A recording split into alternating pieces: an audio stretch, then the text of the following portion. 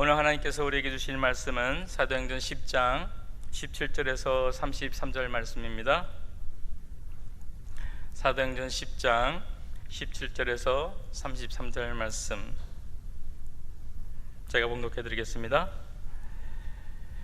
베드로가 본 바 환상이 무슨 뜻인지 속으로 의심하더니 마침 고넬료에 보낸 사람들이 시몬의 집을 찾아 문 밖에 서서 불러 묻되 베드로라 하는 시몬이 여기 우거하느냐 하거늘 베드로가 그 환상에 대하여 생각할 때 성령께서 저더러 말씀하시되 두 사람이 너를 찾으니 일어나 내려가 의심치 말고 함께 가라 내가 저희를 보내었니라 하시니 베드로가 내려가 그 사람들을 보고 가로되 내가 곧 너희의 찾는 사람이니 너희가 무슨 일로 왔느냐 저희가 대답하되 백부장 고넬료는 의인이요 하나님을 경외하는 자라 유대 온 족속이 칭찬하더니 저가 거룩한 천사의 지시를 받아 너를 그 집으로 청하여 말을 들으려 하느니라 한데 베드로가 불러들여 유숙하게 하니라. 이튿날 일어나 저희와 함께 갈새 욥과 두어 형제도 함께 가니라.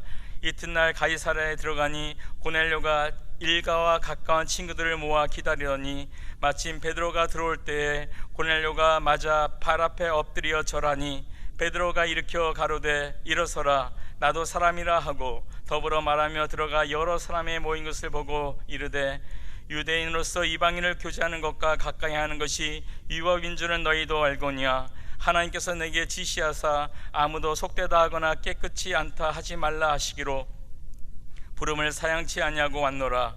묻노니 무슨 일로 나를 불렀느뇨? 고넬료가 가로되 나흘 전 이맘때에 내 집에서 제9시 기도를 하는데 호련히 한 사람이 빛나는 옷을 입고 내 앞에 서서 말하되 고넬료야 하나님이 내 기도를 들으시고 내 구제를 기억하셨으니 사람을 욥바에 보내어 베드로 하는 시몬을 청하라. 저가 바닷가 피장 시몬의 집에 우거하느니라 하시기로 내가 곧 당신에게 사람을 보내었더니 오셨으니 잘하였나이다. 이제 우리는 주께서 당신에게 명하신 모든 것을 듣고자 하여 다 하나님 앞에 있나이다. 아멘. 오늘은 우리들이 본받아야 될 성도들의 삶의 모습이라는 제목으로 함께 은혜를 나누고자 합니다. 지난주일 나눈 말씀에 고넬료가 기도 중에 나타난 하나님의 사자의 명령대로 베드로를 청하여 말씀을 듣고자 하인 둘과 부하 한 명을 욥바에 보내는 사건이 있었습니다. 그리고 오늘 본문은 아니지만 9절부터 보면 베드로가 역시 기도 중에 하나님이 주신 환상을 보고 결단하여서 고넬료를 만나러 가는 모습이 나타나고 있어요. 기도할 때 하나님의 사역의 역사는 일어나는 것이죠. 오늘 본문을 통해서 기도하는 가운데 임하시는 하나님의 명령과 그 환상에 순종하는 베드로와 고넬료의 온전한 성도의 삶을 우리가 살피고 이들을 본받아 살아가기를 열망하는 은혜의 시간이 되길 바라겠습니다. 첫 번째 우리들이 본받을 점은 베드로의 순종이에요. 오늘 본문 17절을 그 상반절을 보면 이렇게 되어 있죠. 베드로가 본 바 환상이 무슨 뜻인지 속으로 의심하더니 라고 했어요.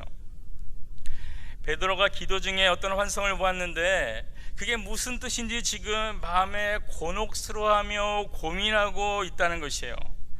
어떤 환상인지는 9절부터 16절에 나와 있는데 그 내용이 이렇습니다. 베드로가 정오 12시가 됐어요. 그래서 기도하기 시작합니다.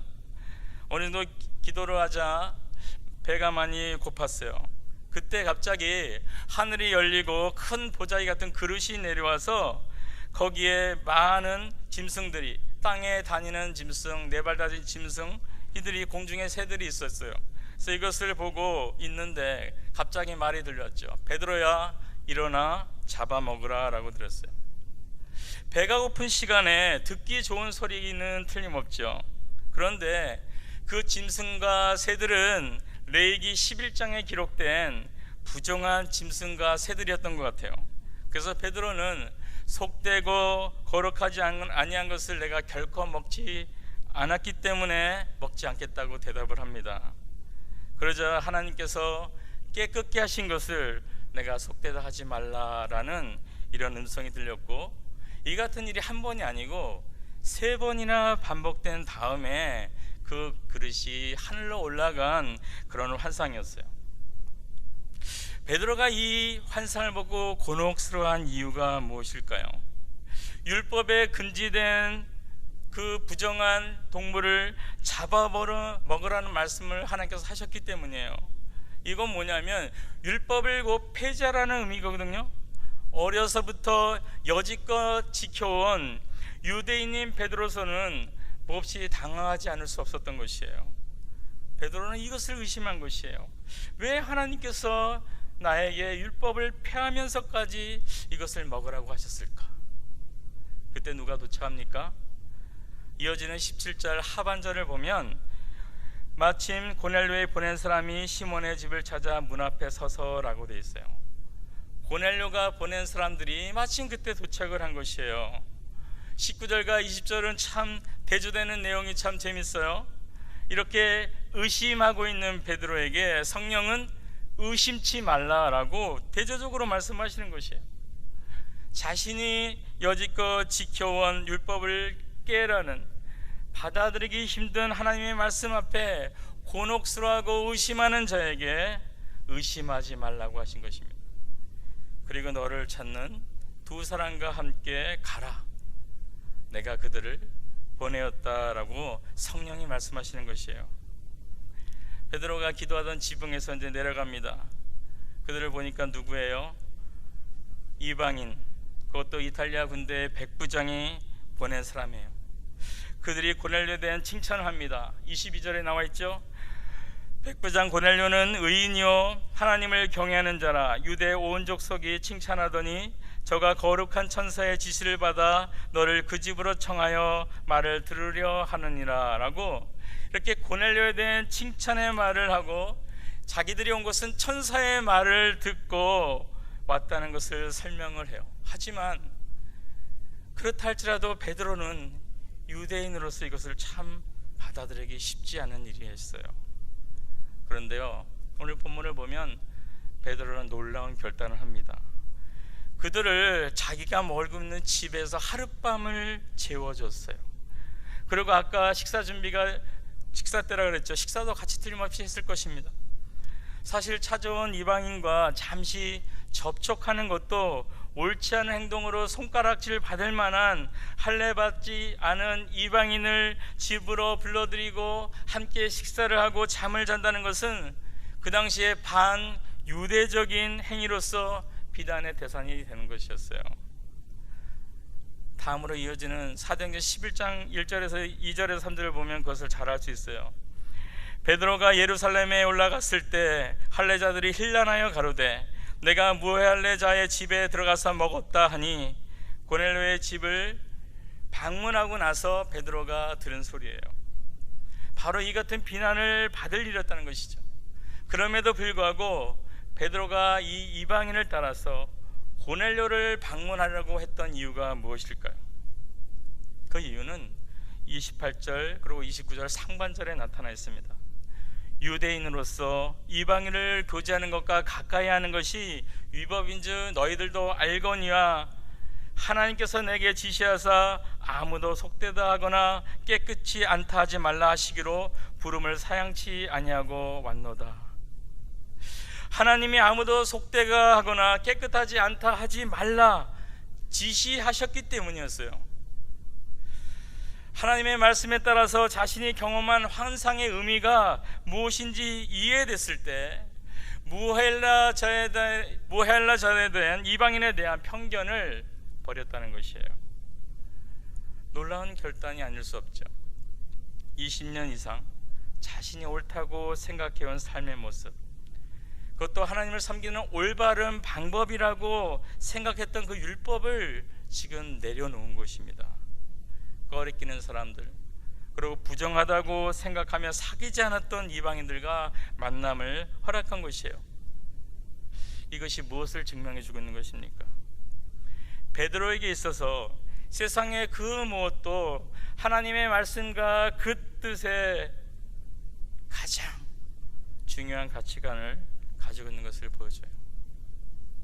사도행전 4장을 함께 살필 때 베드로가 예수님의 이름을 전파하다가 사내들은 공공에 잡혔을 때 거기서 한 말이 있었습니다. 19절인데요. 베드로와 요한이 대답하여 가로되 하나님 앞에서 너희 말 듣는 것이 하나님 말씀 듣는 것보다 옳은가 판단하라. 베드로는 이것을 자기의 삶에 적용한 것이에요. 율법보다 하나님 말씀이 더 중요하다는 것이죠. 이방인과 교제하지 못하게 하는 율법보다 하나님의 말씀과 뜻과 그 사랑의 지시가 더 중요하다는 얘기를 하고 있는 것이에요. 우리는 바로 이렇게 하나님의 말씀과 그분의 뜻에 순종하는 베드로를 본받아야 됩니다. 우리의 상식과 우리의 방법과 감정의 흐름보다, 우리가 결정한 무엇보다 하나님의 말씀, 하나님의 그 지시한 말씀이 더 중요한 것이에요. 베드로는 성령의 명령에 따라 자신이 꺼리는 사람과 교제하고 그들과 잠을 자고 이방인 고넬료로 떠났다고 했어요. 가이사랴에서 이 요빠까지는 가까운 거리가 아닙니다. 지난주에 다뤘던 10장 3절에 가이사랴에 있는 고넬료의 집에서 제9시에 이 종들이 떠났습니다. 그런데 요빠, 베드로가 있는 요빠에 도착한 시간은 제6시라고 되어 있어요. 오늘 본문 10장 9절에 보면 기도하면서 환상을 보고 있는 베드로가 그때가 9시였는데 6시였는데 지금 시간으로 말하면 전날 오후 3시에 떠난 사람이 그 다음날 낮 12시에 도착한 것이에요. 21시간 이상 걸리는 거리라는 것이죠. 물론 중간에 잠을 잤겠지만 그것을 뺀다 해도 상당히 먼 거리예요. 성경학자들은 한 50km 정도 되고 건강한 사람들이 한 12시간 이상 걸어야 되는 거리라고 합니다. 다녀오면 비난을 받을 것이고 또 이렇게 먼 거리의 여행을 가야 하는 번거로움이 있었지만 베드로는 하나님의 말씀에 순종해서 기꺼이 떠났다는 것입니다. 순종이 무엇입니까? 베드로처럼 여지껏 우리들의 세계관과 가치관으로 옳은 것이라고 생각하고 왔던 살아온 습관이나 상식 가운데 하나님의 말씀과 차이가 있다면 그것을 기꺼이 내려놓는 것이 바로 순종이에요. 또 살아가는 가운데 우리들이 지금 꺼리고 있는 사람, 마음의 벽을 쌓고 있는 사람, 대화하고 싶지 않은 사람, 마음이 가지 않는 사람, 보기만 해도 분노가 치밀어 오를 정도로 싫은 사람, 이 사람과 교제를 시작하는 것, 이것이 용서하라 사랑하라는 말씀에 순종하는다는 것이죠. 또 우리가 이미 결정한 일이에요. 그리고 계획한 일이에요. 그렇다 할지라도 하나님의 말씀이 임한다면은 그 계획과 나의 결정을 바꾸고 궤도를 수정할 수 있는 것, 이것이 바로 순종입니다. 오늘 성령은 오늘 본문 가운데서 베드로에게 말씀한 것처럼 성경 말씀을 통해서 지금 우리들에게 말씀하고 있어요. 혹시 내가 하나님 앞에 지금 불순종하는 부분이 있습니까? 만약 있다면 그 생각을 내려놓으시기 바랍니다. 우리의 습관, 상식이나 감정, 결정, 계획이 아니라 하나님의 말씀과 그 사랑의 뜻에 순종하는 것이 가장 중요한 것이에요. 율법을 깨뜨리고 순종한 베드로처럼 우리도 말씀 안에서 순종하며 살아갈 수 있는 모두가 되기를 바라겠습니다. 두 번째로 우리가 본받을 점은 베드로의 겸손입니다. 오늘 본문 25절, 26절이죠. 마침 베드로가 들어올 때 고넬료가 맞아 발 앞에 엎드려 절하니 베드로가 일으켜 가로되 일어서다 나도 사람이라 하고. 당시 베드로의 명성은 대단했습니다. 사도들의 대표자로 수천 명을 구원시켜 세례를 베푼 설교자로서, 그리고 안진뱅이를 고친 능력자로서 그의 사역은 대단했고 모든 사람에게 존경받기에 충분했던 사람이에요. 사실 이럴 때 자칫 잘못하면 일반적인 사람들은 권위주의나 교만에 빠지기 쉬울 것입니다. 그러나 베드로는 이런 교만의 유혹을 과감히 뿌리쳤어요. 오늘 본문 25절에 고넬료는 백부장의 신분이었어요. 지난주 잠시 말씀드렸지만 물질도 갖고 있고 권력도 갖고 있는 그 당시에 유력한 자입니다. 그런데 그는 하나님 말씀을 참으로 귀하게 여겨서 말씀을 전하는 사도 베드로에게 하나님 대하듯이 그에게 겸손한 표현을 했어요. 그 앞에 발 앞에 무릎 꿇고 절한 것입니다. 그 마음이 참 귀한 것은 좋은데 이것은 잘못된 표현이죠. 그가 이렇게 한 것은 틀림없이 그 당시 황제의 신을 숭배했던 로마의 풍습에서 영향을 받았기 때문이에요. 신으로서 황제에 숭배했던 것처럼 지금 베드로에게 최고의 표현을 그렇게 한 것이에요. 그러나 베드로는 이것이 잘못된 경배임을 알고 바로 일으켰습니다. 나도 사람이라고 했던 것이에요. 그렇죠. 로마의 백부장이 엎드려서 절할 정도로 베드로는 그 당시 인정받는 지도자였습니다. 그런데 아무리 사람의 능력이 뛰어나다 해도, 아무리 크고 권세가 높다 할지라도, 또 소유가 아무리 많다 해도 모든 것이 하나님께로부터 온 것임을 잊어서는 안 된다는 것이에요. 만일 자신이 소유한 모든 것이 마치 자기 노력의 결과물이나 자기의 능력에서 나온 것인 것처럼 착각한다면 그것은 하나님을 모독하는 행위고, 그리고 자신을 멸망의 길로 스스로 인도하는 그런 삶이에요. 잠언 16장 18절입니다. 교만은 패망의 선봉이요 거만한 마음은 넘어짐의 앞잡이라 했습니다. 잠언 29장 23절에는 사람이 교만하면 낮아지게 되겠고 마음이 겸손하면 영예를 얻으리라고 했어요. 그러므로 우리는 베드로처럼 이런 교만을 거부하고 자신을 낮춰야 됩니다. 이러한 유혹들을 우리가 받지 않을 수는 없어요. 그런데 항상 자신을 낮추는 자는 이런 교만이나 거만의 유혹을 여기에 넘어지지 않을 수 있다는 것이에요. 오히려 낮아짐으로 그가 존귀와 영광을 더 얻게 되는 것입니다. 마태복음 23장 12절 말씀처럼 누구든지 자기를 높이는 자는 낮아지고 누구든지 자기를 낮추는 자는 높아지리라. 하나님의 은혜가 무엇인지 참으로 깨달아 알기 때문에 겸손하게 하나님의 말씀과 뜻을 귀하게 여기며 살아가는 사람은 자신의 모든 성취와 공로를 자기가 아니라 철저하게 하나님으로부터 온 것을 잊지 않았다는 것이에요. 자기 삶에서 얻게 된 모든 성공과 성취에 대한 영광을 내가 받는 것이 아니라 하나님께 돌려드렸다는 것입니다. 레위기 2장 11절에서 13절을 보면 소제에 대한 설명이 나오고 있어요. 소제는 곡식으로 하나님께 제사들을 드리는 것입니다. 그런데 그 의미는 오는 날에 있어서 하나님 앞에 헌신과 봉사의 의미를 가지고 있는 제사예요. 물은 너희가 여호와께 드리는 소제물에는 모두 누룩을 넣지 말지니 너희가 누룩이나 꿀을 여호와께 화제로 드려 사르지 못할 것이요 처음 읽은 것으로서 그것을 여호와께 드릴지나 향기로운 냄새를 위하여는 단에 올리지 말지며 내 모든 소제에 소금을 치라. 내 하나님의 언약의 소금을 내 소제에 빼지 못할지니 내 모든 예물에 소금을 드릴지니라. 우리가 하나님 앞에서 봉사하거나 섬기거나 헌신할 때, 주일을 할 때 기억해야 될 것은 뭐냐면 소제를 드릴 때처럼 꿀과 누룩은 넣지 말고 소금만 넣어야 된다는 것이에요. 꿀과 누룩을 넣지 말라는 의미가 뭡니까? 꿀처럼 자신이 한 봉사나 섬김의 일을 모든 걸 다 잘한 것처럼 그럴싸하게 달콤하게 포장하지 말라는 것이에요. 그리고 누룩처럼 부풀려 과장하여서 자랑함으로 자신이 할 일과 봉사에 대한 영광을 자신이 받으려는 태도를 갖지 말라는 것입니다. 이 두 가지 모두 봉사와 섬김으로 하는 헌신에 대한 잘못된 태도라는 것이죠. 오히려 소제에 소금을 넣으라 그러죠. 우리의 봉사와 섬김을 소금치듯 해야 된다는 것이에요. 요리에 있어 소금은 어떻습니까? 녹아져 음식 안으로 스며들어야지 음식의 맛을 제대로 낼 수 있어요.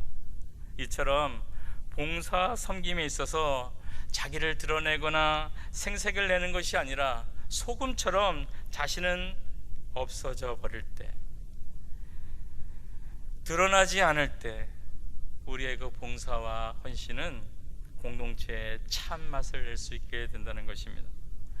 공동체를 아름답게 만들기 위해서 열심히 헌신하고 봉사하는 것, 여기에 우리를 드러내지 않음이 중요하다는 것이죠.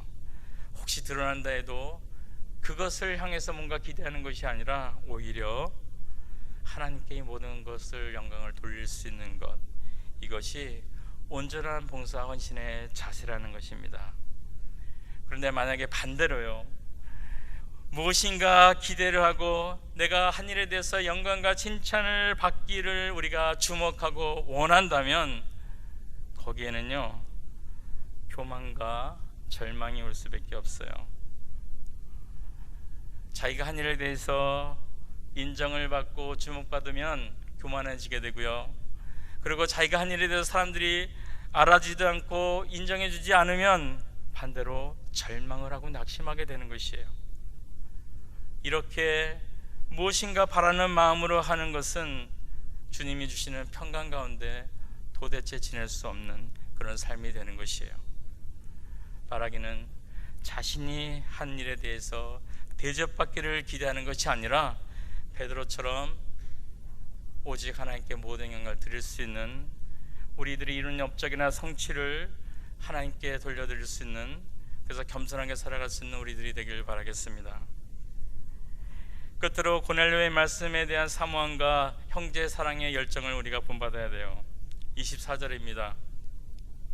이튿날 가이사랴에 들어가니 고넬료가 일가와 가까운 친구들을 모아 기다리더니, 33절 하반절, 이제 우리는 주께서 당신에게 명하신 모든 것을 듣고자 하여 하나님 앞에 있나이다.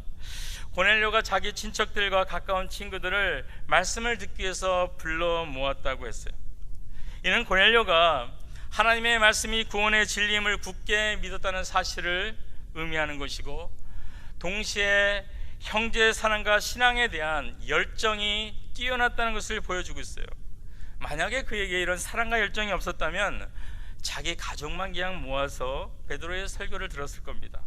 그러나 그는 친척들, 그리고 가까운 아끼는 친구까지 초청해서 하나님께 주시는 말씀을 듣고자 했어요. 구원의 은혜를 함께 나누고자 했던 것입니다. 구약의 라합을 생각나게 하는 대목이죠. 여호수아 2장 12절을 보면, 그러므로 청하노니 내가 너희를 선대하였은즉 너희도 내 아버지의 집에 선대하여 나의 부모와 남녀 형제와 무릇 그들에게 있는 모든 자를 살려주어 우리의 생명을 죽는 데서 건져내기로 이제 여호와께 맹세하고 내게 진실한 표를 내라. 라합이 한 얘기예요. 그리고 6장 25절을 보면, 여호수아가 기생 라합과 그 아비의 가족과 그에게 속한 모든 것을 살렸으므로 그가 오늘날까지 이스라엘 중에 거하였으니 이는 여호수아가 여리고를 탐지하려고 보낸 사자를 숨겼음이니라. 여리고성 정탐을 여호수아가 보냅니다.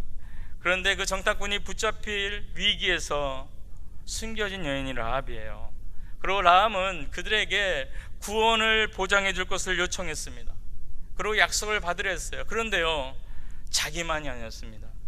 구원을 기회를 혼자만 누린 것이 아니고 자기의 가족, 그리고 그들에게 속한 모든 사람들을 함께 구원해 줄 것을 요청했던 것이에요. 구원에 대한 사모함과 자기 사람들에 대한 사랑의 열정이 있기 때문에 라합은 이 같은 일을 이뤘던 것입니다. 이처럼 고넬료 역시 말씀을 듣고 구원을 기회를 자기만 누리지 않았다는 것이에요. 내가 듣는 것만으로 만족하지 않았다는 것입니다. 자기의 가족과 친척과 가까운 친구를 부르지 않고는 견딜 수 없었던 것이 바로 그의 마음이었어요. 이처럼 본인이 먼저 하나님 말씀 듣기를 간절히 사모하는 마음은 굉장히 중요한 것이에요.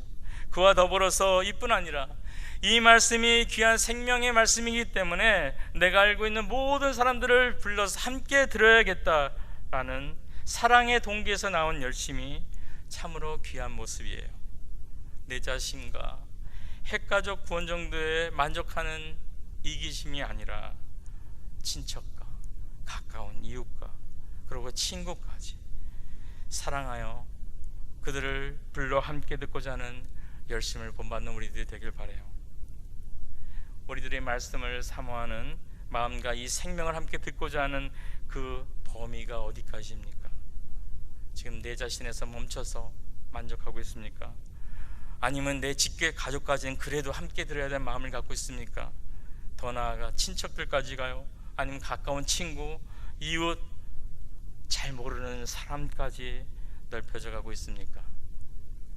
우리도 고넬료를 본받아서 이런 복음을 들을 수 있는 자리를 향한 열심, 그리고 이 복음을 함께 듣도록 많은 삶을 초청하여서 주님께로 이끌어갈 수 있는 우리 모두가 되길 바라겠습니다. 말씀을 정리합니다. 우리들이 본문을 통해서 본받아야 할 성도들의 삶의 모습은 베드로의 순종, 겸손, 그리고 고넬료의 말씀을 사모할과 말씀을 함께 듣고자 하는 사랑의 열정입니다. 베드로의 순종을 본받기 바라요. 우리의 습관, 상식, 감정이나 결정이나 계획이 아니라 하나님과 그 사랑의 뜻에 순종하자는 것입니다. 베드로의 겸손하게 자기에 낮추는 것을 본받기 바라요. 자기가 한 일을 드러내고 대접받기를 원하는 것이 아니라 모든 영광을 하나님께만 드리는 것이, 겸손히 그분께 나아가는 것이 바로 우리들의 모습이 되어야 되는 것이에요. 끝으로 고넬료, 그 말씀을 사모함, 복음을 듣기 위해 많은 삶을 초청하는 그 사랑의 동기에서 나온 열심, 이 모든 것을 본받아서 우리의 삶 가운데 아름다운 열매를 맺어갈 수 있는 모두가 되길 바라겠습니다. 우리 함께 기도합니다. 하나님 감사합니다. 오늘 말씀을 통하여서 베드로의 순종과 겸손, 그리고 고넬료의 말씀을 사모하고 함께 듣고자 하는 사랑의 열정을 우리가 봤습니다. 하나님, 우리가 어느 만큼 이들을 본받고 있는지 생각해보고, 하나님, 우리에게 주신 이 말씀을 통하여서 온전한 성도의 모습을 본받아서 우리 삶의 아름다운 열매를 맺어가며 살 수 있는 우리들이 될 수 있도록 도와주시옵소서. 우리 주 예수님의 이름으로 기도합니다. 아멘.